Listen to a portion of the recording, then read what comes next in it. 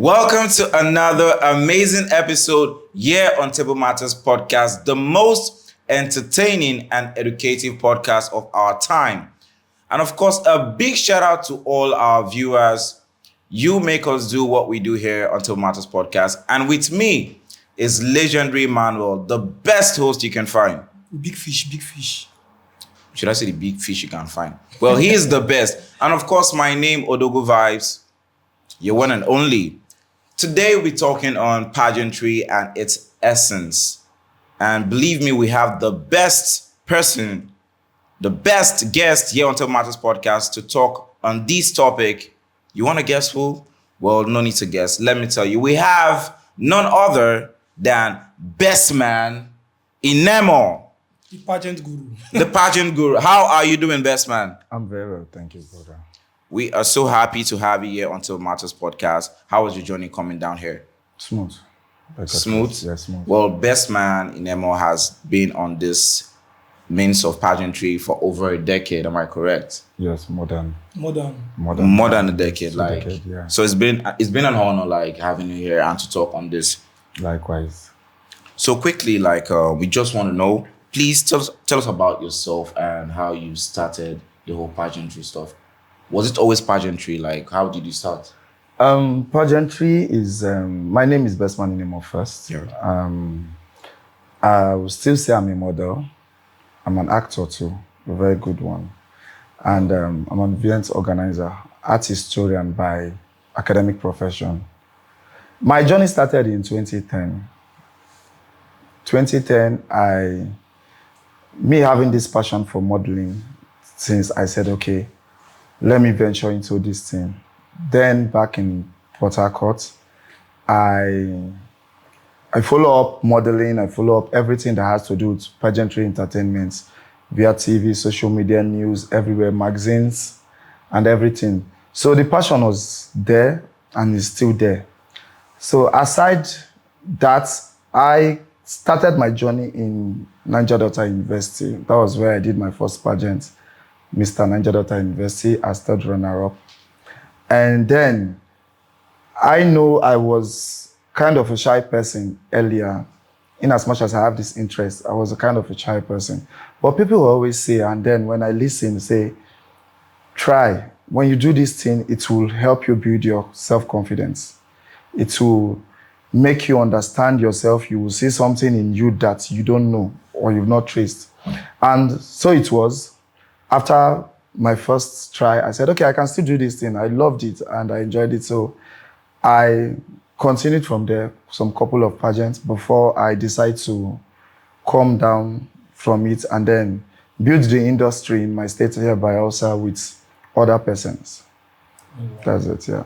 That's great. But what was your first pageant experience like? And please help correct this. Is pageantry all about the looks? Is it all about how someone has to be beautiful? Is that what pageantry is about? No. Pageantry, let me just make you understand. Pageantry is not all about physical attributes. It's a platform that makes people discover their talents. Not just their talents, their passion. It's where people can even discover their intellectual capacity. Because it has to do with competition. It has to do with creativity, reasoning, speed of facts, learning. Because you learn a lot from pageantry and it will help you to build yourself, your personality. It's very, very important. Most persons who pass through this platform, beauty pageant, genuinely, anywhere you meet them, you can tell they're very, very vocal, very active, very, very outstanding, and very creative. So pageantry is not about, listen, it's about, from that's your personality, you have to express yourself. Your personality, you have to express yourself, knowing what is wrong, what is right. Positive attributes. You yourself will stand as a role model. For example, if you are contesting a pageant, automatically you have that little fame that comes with it. And it's for you to use that fame to impact on yourself and the society at large. So that's the main essence. Because if you're a winner now, people see you as a type of celebrity. So they start observing you, how you sit, how you talk, how you behave, how you relate with people, and all that. Some people want to learn from you. Some people want to be like you. The moment they see you, they just start observing, they start liking you. So it's an influence. It makes you very, very influential. So how do you use this influence? It's what's more important. That's what I have to say. So, okay. As a pageant guru, if I was saying a pageant guru, as a pageant guru, what skill or qualities do you think it would take for a contestant or a model to win a crown? Okay, I will say every pageant, that's one thing I say about people going for pageant. You have to study the background of the pageant. Okay. Every pageant organizer is supposed and should have an aim. It could be for advocacy, it could be for health awareness, and so on and so forth. So you need to see this thing and say, okay, maybe, for instance, I want to be an advocate. I don't know where to start. I want to advocate on some things, or I want to contribute my own quota to this society. And then that platform is there, Pageantry, that beauty pageant platform. So you have to look at this. Some they do humanitarian service. Yeah. This one might be talking about peace advocacy. Okay, peace, yes. I love peace. I don't like when two communities are fighting or something. Okay, let me go there. Let me go and learn my voice. When you go there, what they check, it's you. That's why you need to be self-confident. You need to be intelligent. Very, very intelligent. You cannot win any pageant without being intelligent. Your head needs to be moving like clock. It needs to tick. You need to reason fast. You need to bring solutions to problem. So if you're able to tackle that, the crown is yours. It's as easy as that. On the other hand, we still have other activities on display. Cultural display, talents, and then speech. You understand? So we judge from all these things. They judge you from all these things. Your looks. You cannot wear rag and want people to crown you. You understand? So those things are this criteria, the qualities they look in you before they choose you as the ambassador. Okay. Yeah.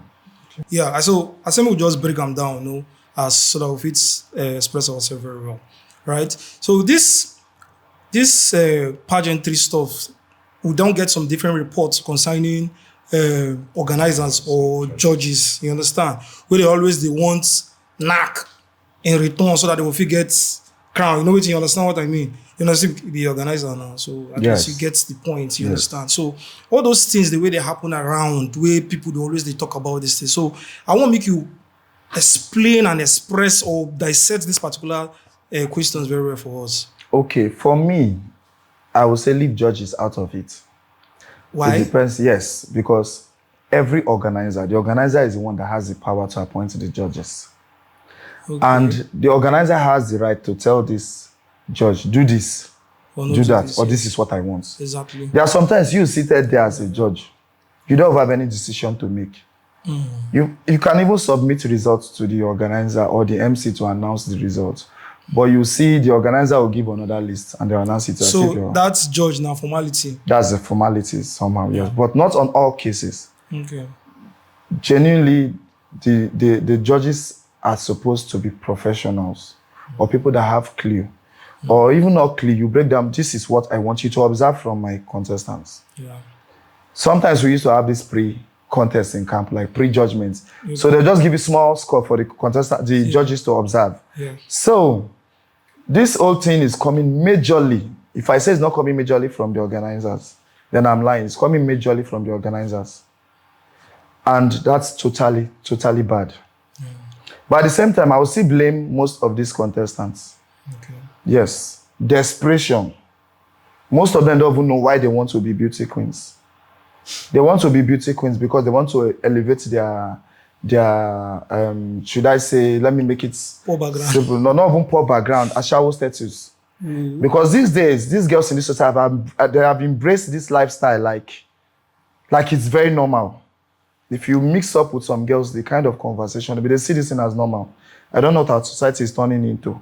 So most of them are now using the beauty pageant platform because this people who patronize beauty queens, prostitution or something, standards and all those things that has to relate with a beauty queen.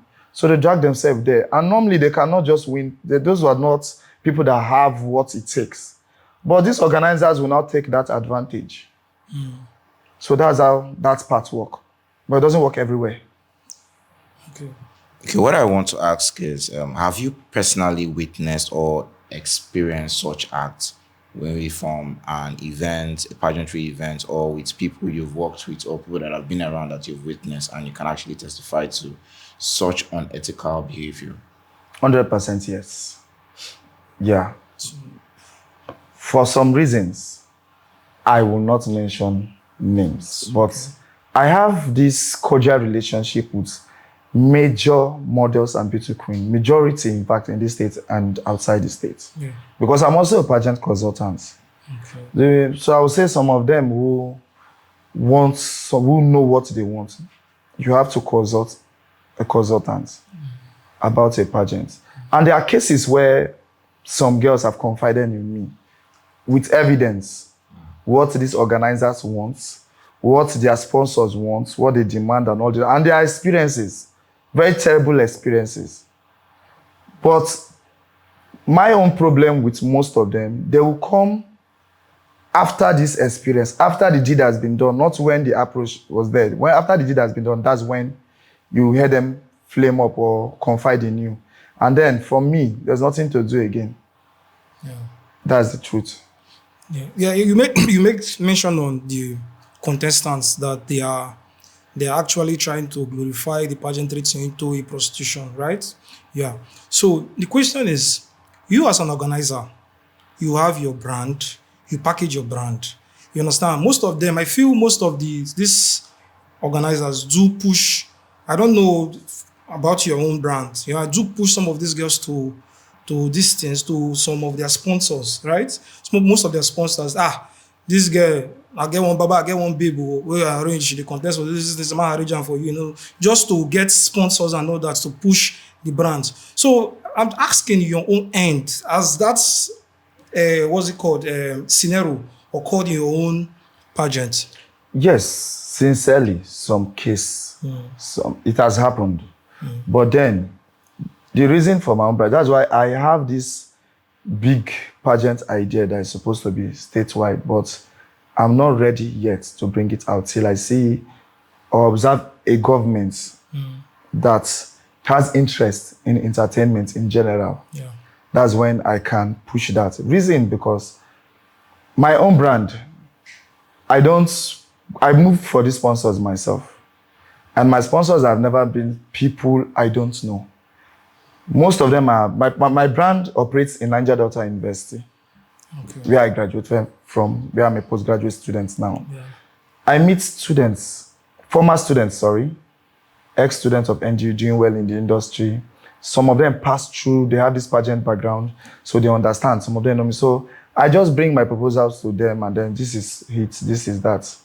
And they support me every means, every way they want to. So though there are some cases I met with some person that will say, you go bring the girls come for me, or you go bring the girl come for us and all that. But then people who really know me, I'm saying this live on camera, people who really know me will not even bring that leg. Because my response will be very, very brutal. Very, very brutal. In fact, I can just even lose it and then drag it to the internet immediately. So people who know me. So those things have stopped years long ago. Nobody bring that kind of discussion to my table. Okay, this current situation trending on Facebook and social media, right? This issue of a particular pageant organizer named one Richard Franklin. I don't know if he is Richard Franklin, concerning the girl Nancy, how he has been molesting and extorting money from the girl. So, and you're one of those persons who were seriously advocating for this particular girl and for these pageants or this molesting and all that. So what is your take on this particular matter? Okay, on this particular Richard Franklin matter, sorry, point of correction, I never advocate for Nancy, but someone else. Yes, who I know was truly harassed, molested, manipulated by the same person. By the same Richard Perez Franklin. And sincerely, I was involved in this pageant, but in the end, Me too, I was manipulated, if I want to be sincere, to wall my understanding and reasoning, because he used this fact that I am involved because of the trust most of these girls have for me. Because, Yes, they would fall for this pageant. And in my own case, I was involved in protection of these girls. There are many times we had this discussion. There are many cases, many times I confronted him. When I see any funny behavior or funny conversation with him, I walk to him. It's not like I don't fear anybody, not to even talk about Richard himself. When it comes to this industry, he's way smaller than me. You understand? But I always question him. But what I know is that most of these girls are the problem. Though they have small minds, big body and small mind. Because Richard have this particular set of girls. Small girl, big God. Yes, Richard have this particular age. He's always manipulating. 16, 17, 18. Yes, they're always almost on the same bracket. Almost of that same age bracket. And some people will say, even a girl of 20, it is very difficult to see someone that have sense at the age of 20. To be that smart. Because women are very emotional. And people like Richard will play with their emotions. Play with them, play mind games with them. Now, me getting involved, there's something I need to clear. I was involved in that pageant, and most of these things happened before the pageant camp and after, when all of us have gone to our houses. Normally, when you crown winners, they have maybe a year to work with you as an organizer, and that's when most of these things happen. Most of these things happen. And there are some of these girls, when I was in that camp, I was suspecting some things. I confronted them. I'm saying this in life, most of them know. I excused them and I said, oh, is something like this going on? If there's anything, tell me. Like the girls? The girls. Before the camp, Richard came with one Mr. David from Delta State. Says based in Abuja. One mature guy looking very, very responsible. Speaks very well, so you think he's somebody that has sense. This same man, this David, said he's the brother to the owner of Don Alvaro brand. And before then, they selected some girls, which my cousin's sister was one of them, and then my ex-girlfriend was one of them. And they were having this meeting about the things, talking about copyrights, international passports, and all those things. I was not really involved because I don't know about those things, but it was when my cousin told me that, big bro, I'm not going to contest again. I said, why? He said, this guy asked us to go and bring 300K each. That the contract is worth 5 million naira per girl, per model. That is going to take 40% and then 60%. So there's the way this guy narrated this whole story. It was looking so original. So she told me that your girl, Juliet, wants to go and pay that money to be part of since they select her. And I rushed down to my phone. My phone was not with me. I went to pick my phone and I called Juliet. Immediately, she told me yes. And she sent me a screenshot that I already have this money now. 300K cash she wanted to send to Richard. I said, hold on, let me go and meet them. And I rushed down to Udemy. I met with Richard and this David. I excused Richard. I said, why are you telling these girls to pay 300K each?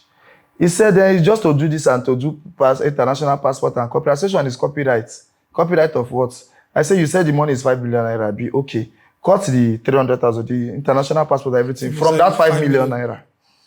He said, then they are not going to pay. For the people that I brought to that, that's what I told him. I said, the guy now was trying to convince me that he's the brother to this thing. So I saw one, had to contact people. And somebody told me that I met the Don Navarro so-called person when I was doing my project. One former Miss Nollywood, when I contacted, I said, it's different from this person. He showed me the picture. So then I was trying to reach out to the person. I was trying to contact on WhatsApp. No, we're calling the number just to find out if they're actually impersonating.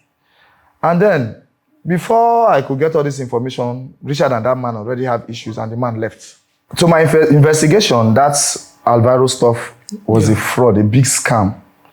So when I came back trying to make trouble out of it, there was already a scandal out in camp that an influential politician already in Bayelsa have already invited both parties. And the story was Richard having nude pictures of one student of Federal University that is age 17. Lord of Jesus. Yes, and he was using that thing to to extort money from her, close to about 500 and something thousand. Lord of Jesus. So this 17 years not get that kind of money. yeah, this politicians, some people call their uncle this and that. I know when you have family that supports you, they did it for good reasons. But the benefactor, the thief there has his own purpose. So that's how that matter happened. And then since this influential politician that I know already settled the matter somehow, deleted the videos and pictures, I was already somehow, because Richard remains the same person. We know him since 2013 that I know him. He's the same person. So I was already having this whole thing. Some of the contestants were dropping. Personally, I had one experience from one girl that's school in NDU. That I went to his room, I was knocking the door, and somebody was crying inside. And when she came out, I was asking her, she refused to talk. Till I got back to Amasoma, I called this girl before she opened up that he forced himself on her and beat her up. She refused.